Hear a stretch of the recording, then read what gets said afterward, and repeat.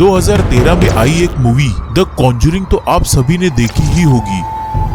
ये मूवी बाकी मूवीज से कई मायनों में अलग थी क्योंकि ये सच्ची घटना पर आधारित थी। इस मूवी में सबसे डरावनी चीज थी ये डॉल जिसका नाम था एनाबेल। उस मूवी में एनाबेल कुछ ऐसी दिखती है, लेकिन असलियत में एनाबेल ऐसी दिखती है। कौन है एनाबेल? एनाबेल कहां से आई है? एनाबेल की सच्ची कहानी जानने के लिए इस वीडियो को अंत तक जरूर देखिए। एनाबेल की कहानी शुरू हुई 1970 में, जब नर्स की पढ़ाई कर रही डोना को उसकी मां ने एक एंटीक डॉल उसके 25वें बर्थडे पर गिफ्ट दी। डोना को बचपन से ही गुड़ियों का शौक था और इसीलिए वो कॉलेज में होने के बावजूद भी डॉल्स के साथ खेलना पसंद करती थी। डोना मेडिकल की पढ़ाई करने के दौरान अपनी रूममेट एंजी के साथ एक अपार्टमेंट में रेंट पर रहती थी। डोना अपनी माँ की गिफ्ट से बहुत खुश थी। वो कॉलेज से वापस आकर उसी डॉल से बहुत सारी बातें करती और अपने साथ ही बेड पर उसे सुला भी देती।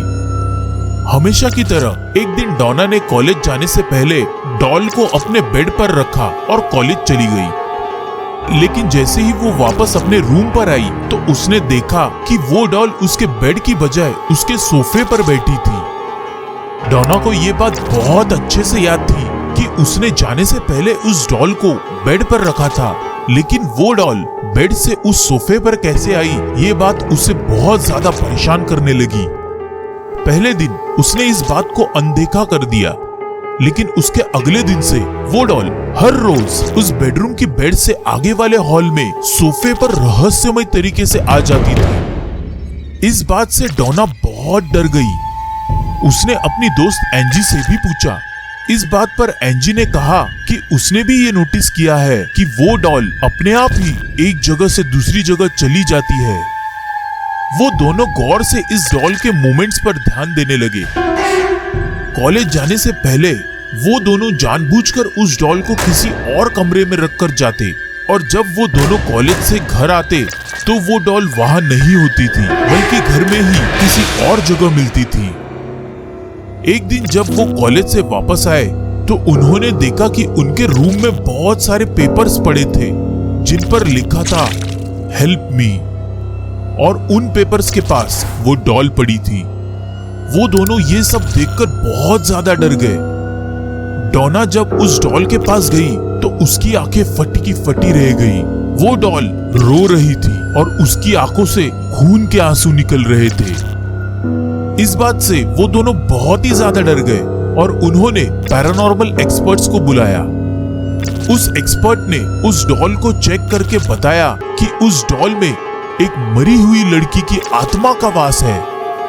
जब उस पैरानॉर्मल एक्सपर्ट ने उस आत्मा से बात की तो उस आत्मा ने बताया कि वो एक 7 साल की बच्ची है जिसका नाम है एनाबेल हिगिंस।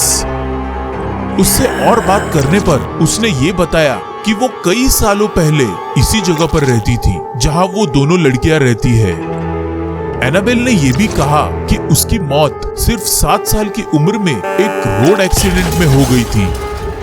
एनाबेल ने ये भी कहा कि वो डोना और एंजी के साथ सेफ फील करती है और वो उनके पास ही रहना चाहती है। उसने पैरानॉर्मल इन्वेस्टिगेटर के जरिए उन दोनों लड़कियों से पूछा कि क्या वो उनके साथ रह सकती है। वो दोनों लड़कियां मेडिकल की पढ़ाई कर रही थी और लोगों का भला करना उनका काम था, इसीलिए उन लड़कियों ने एनाबेल पर दया करके डॉल को अपने साथ ही रख लिया। एंजी का एक बॉयफ्रेंड था जिसका नाम था लू।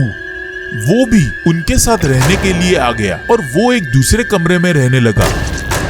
जब एंजी ने उसे एनाबेल के बारे में बताया तो लू बहुत घबरा गया। लू ने एंजी से कहा कि शुरू से ही उसे वो डॉल बहुत ही ज्यादा अजीब लगती थी और वो शायद खतरनाक भी हो सकती है और डोना और एंजी को उस डॉल को अपने साथ नहीं रखना चाहिए, पर वो दोनों नहीं माने।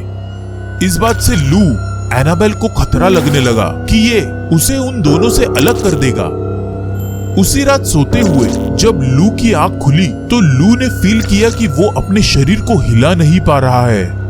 वो घबरा गया और उसे एक छोटी बच्ची की हंसने की आवाज सुनाई देने लगी। उसने जब पैरों की ओर नीचे देखा तो उसे अपने पैरों की ओर एनाबेल डॉल दिखाई दी जो उसे देखते ही उसके छाती पर आकर बैठ गई और उसका गला घोटने लगी। डर के मारे लू बेहोश हो गया।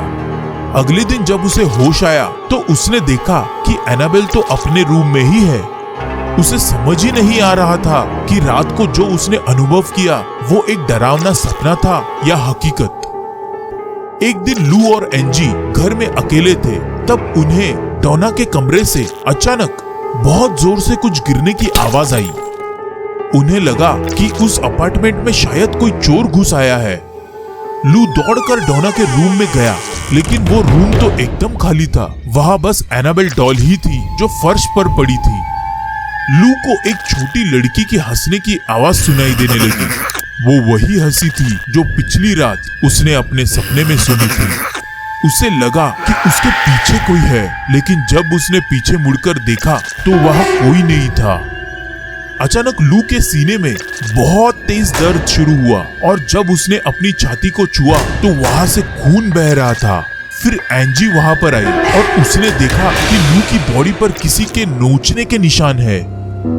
इस घटना के बाद डोना और एंजी को लगा कि चीजें बहुत बिगड़ रही है, लेकिन डोना और एंजी ये सोच में पड़ गए कि कोई 7 साल की लड़की ऐसा कैसे कर सकती है। लू के कहने पर उन्होंने एक प्रीस्ट को बुलाया जिनका नाम था फादर हैगन। पर फादर हैगन को ऐसा लगा कि वो इस काम के लिए सही नहीं है। ऐसी आत्माओं की जांच करने के लिए किसी बड़े प्रीस्ट को बुलाना चाहिए। इसीलिए उन्होंने एक बहुत ही बड़े प्रीस्ट फादर कुक को कांटेक्ट किया और फादर कुक ने बहुत ही फेमस पैरानॉर्मल इन्वेस्टिगेटर लॉरेन और एड वॉरेन को कांटेक्ट किया। इन्वेस्टिगेशन के दौरान उन्हें पता चला कि उस डॉल के अंदर कोई 7 साल की बच्ची की आत्मा नहीं, बल्कि एक शैतान की आत्मा थी और वो शैतान एक बच्ची बनने का नाटक कर रहा था और उसका मकसद प्यार पाना नहीं, बल्कि उसका मकसद डोना या उसके किसी दोस्त के शरीर पर कब्जा करना था।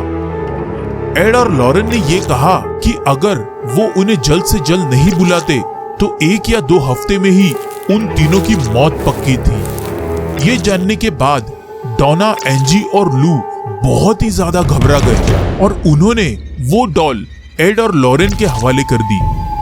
एड और लॉरेन ने उस घर का एग्जॉर्सिज्म किया और उन तीनों की रिक्वेस्ट करने पर वो एनाबेल को अपने साथ लेकर वहां से चले गए।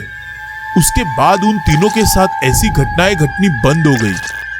लेकिन ये एड और लॉरेन के साथ एनाबेल की बस शुरुआत ही थी। अगर ये वीडियो अच्छा लगे तो इस वीडियो को लाइक और शेयर जरूर करें। इस वीडियो का लाइक टारगेट रखते हैं 1000 लाइक्स। अगर पूरे होते हैं तो ऐसी जानकारियों से भरी कई और वीडियोस आपके लिए आएंगी। उन्हें देखने के लिए चैनल को सब्सक्राइब करके बेल नोटिफिकेशन ऑन करें।